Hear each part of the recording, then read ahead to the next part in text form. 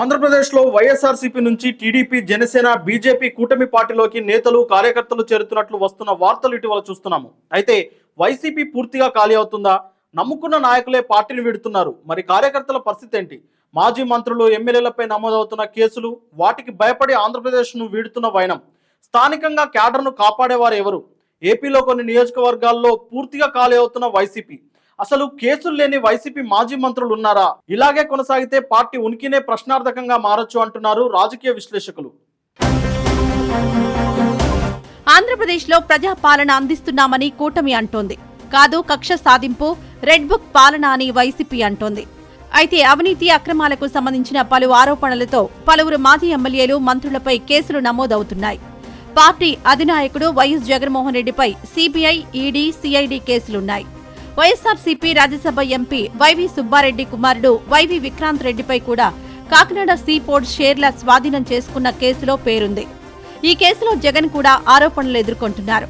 విడుదల రజని, కొడాలి నాని, మాజీ ఎంపీ గోరంట్ల మాధవ్, ఇలా చాలా మంది పేర్లే ఉన్నాయి. మాజీ ఎమ్మెల్యే వల్లభనేని వంశీని ఇదే ఏడాది ఫిబ్రవరిలో అరెస్ట్ చేశారు. వైసీపీ నాయకుడు నందిగాం సురేష్ ను అరెస్ట్ చేసి జైల్లో ఉంచినట్లు స్వయంగా సజ్జల రామకృష్ణారెడ్డి ఆరోపించారు.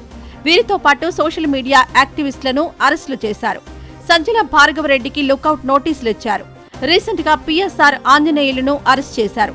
ఇప్పటి వరకు 680 నోటీసులు జారీ చేసి 147 కేసులు నమోదు చేసి 49 మందిని అరెస్ట్ చేసినట్లు విశ్లేషకులు అభిప్రాయపడుతున్నారు. వీరు మాత్రమే కాదు, పార్టీలో సీనియర్ నాయకులపై కూడా కేసులున్నాయి. ఇప్పటి వరకు చాలా మంది వైసీపీ నాయకులు పార్టీలు మారారు. అందులో పేరున్న వారు మాజీలు కూడా ఉన్నారు. ఒంగోలు నియోజకవర్గం మాజీ ఎమ్మెల్యే, మాజీ మంత్రి బాలినేని శ్రీనివాసరెడ్డి 2024 అక్టోబర్లో వైఎస్ఆర్సీపీని వీడి జనసేనలో చేరారు. అసెంబ్లీ ఎన్నికలలో టికెట్ ఇవ్వలేదు. అంతర్గత విభేదాల కారణంగా పార్టీ మారినట్లు అప్పట్లో వార్తలొచ్చాయి. కందుకూరు మాజీ ఎమ్మెల్యే, 4 సార్లు గెలిచిన సీనియర్ నేత మనుగుంట మహిదర్ రెడ్డి కూడా పార్టీ మారి టీడీపీలో చేరినట్టు తెలుస్తోంది. కర్నూలు మాజీ కార్పొరేటర్ కోసపోగు సంజన్న, మాగుంట శ్రీనివాసులు రెడ్డి, వేమిరెడ్డి ప్రభాకర్ రెడ్డి వైసీపీ నుంచి బయటకొచ్చి ఎంపీలుగా గెలిచారు. ఇలా చాలా మంది నాయకులున్నారు. ఉమ్మడి నెల్లూరు జిల్లా సర్వేపల్లి నియోజకవర్గంలో వైసీపీ మొత్తం ఖాళీ అయ్యే పరిస్థితి. మాజీ మంత్రి కాకాని గోవర్ధన్ రెడ్డి నెల రోజులుగా పరారీలో ఉన్నారు. మాజీ మంత్రి కాకాని కోసం బెంగళూరు, హైదరాబాద్ తదితర నగరాల్లో పోలీసులు గాలిస్తున్నారు. ఈ నేపథ్యంలో అతడిపై నమ్మకం సన్నగిల్లిన కార్యకర్తలు పార్టీ వీడుతున్నారు. స్థానిక ఎమ్మెల్యే సోమిరెడ్డి చంద్రమోహన్ రెడ్డి ఆధ్వర్యంలో సీనియర్ నేతలతో సహా 40 కుటుంబాలు పార్టీ మారాయి.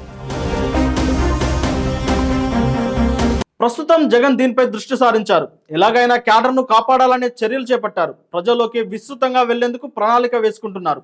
అందుకనే పార్టీలో కొత్త సభ్యత్వాలను ప్రోత్సహిస్తున్నారు. అలాగే పార్టీ బీమా కింద పెద్ద మొత్తంలో బీమా ప్రకటించాలని ఆలోచిస్తున్నారు. ఇప్పుడు వైసీపీ దగ్గర జగన్తో కలిపి 11 మంది ఎమ్మెల్యేలు మాత్రమే ఉన్నారు. ఇలా అయితే మిగతా నియోజకవర్గాల పరిస్థితి ఏంటి?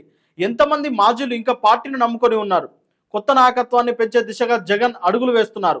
చూడాలి మరి ఇకనైనా వలసలు ఆగుతాయా లేదా అని.